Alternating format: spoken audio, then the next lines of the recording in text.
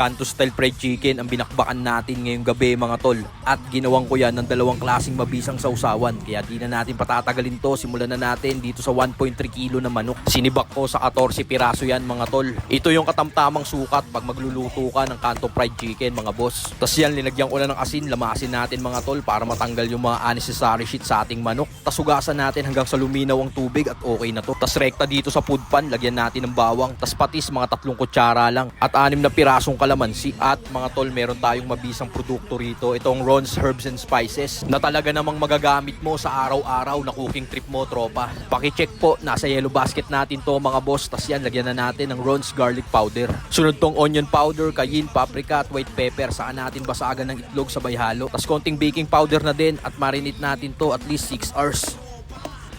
Dito naman tayo sa breading, cornstarch harina lang yan par. Tapos lagyan natin ng cayenne, paprika, onion and garlic powder, white pepper at konting asin. Sabay haluin natin mga tol at set aside. Hiwa naman tayo ng sibuyas dito para sa ating mabisang sukang sausawan. 1 pirasong sibuyas at 2 pirasong sili lang yan tropa. Tapos lagyan natin ng asukal, black pepper, tapos kalamansi. Saka natin lagyan ng suka at tubig. 1:1 ang sukat ng suka at tubig natin mga boss. Ednis tayo ng kalan. Tunaw tayo ng 10 grams na butter. Sabay lagay tayo ng 10 grams din na harina. Sabay haluin natin ng ganyan. Tapos lagyan natin ng tubig dahan-dahan. Saka ko tinimplahan ng black pepper at aroma. Sabay halo hanggang sa ganyan na yung consistency. At okay na tong kanto style gravy natin. Balik tayo dito sa manok, rekta na natin dito sa breading yan. Isang coating lang yan mga partas, ednis tayo ng kalan, lagay tayo ng bagong mantika at nung uminit, hulog na natin tong mabibisa nating manok. Hindi ko dinamihan ng hulog para maayos ang luto ng manok natin mga tol.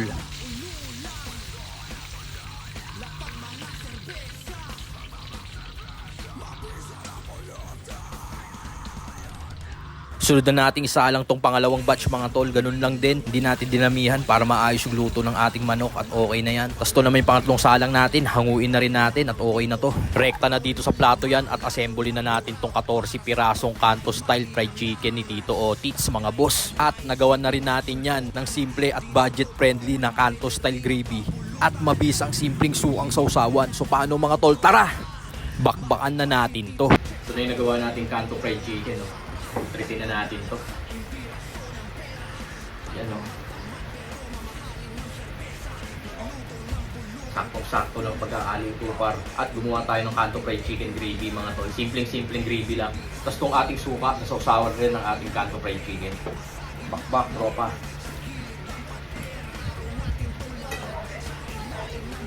Juicy manok mga tol. Yan o. Bisa. Suka. Suang sausawan. Basic na suka lang ginawa natin mga tol kasi pang kanto fried chicken lang naman. Kain po.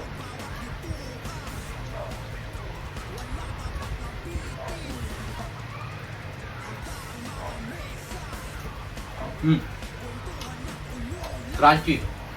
Sarap. Ayan o. Sausaw natin sa mabisang suang sausawan.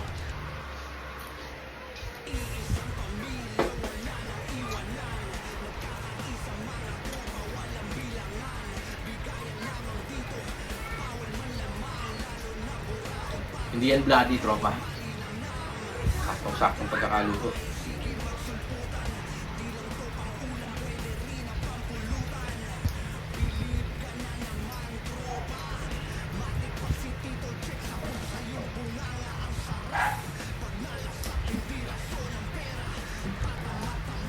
Sarap.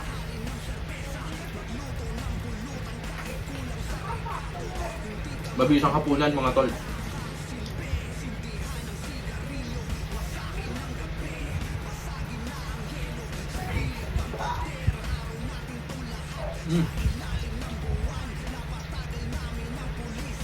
Sarap.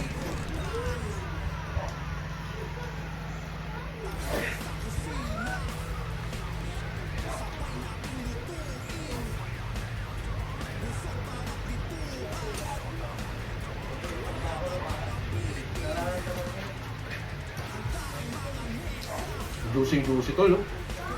Grabe.